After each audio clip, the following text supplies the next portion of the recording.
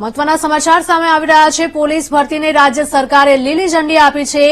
બિન હથિયારી પોલીસ કોન્સ્ટેબલની 6000 જગ્યા, હથિયારી police કોન્સ્ટેબલની 3302 post જગ્યા છે। એસઆરપીની 1000 પોસ્ટ, જેલ સિપાહીની 1013 પોસ્ટ છે। જેલ મહિલા સિપાહીની 85 સહિત 12000 પોલીસની થશે ભરતી। પીએસઆઈની 472 પોસ્ટ માટેની ભરતીની જાહેરાત કરવામાં આવી છે। પીએસઆઈની ભરતીના નિયમો જાહેર કરવામાં આવ્યા છે।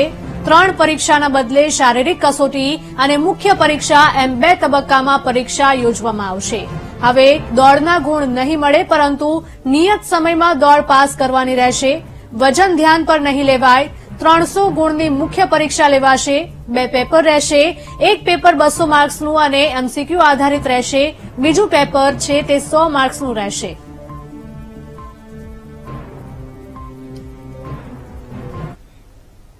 રોકાઈ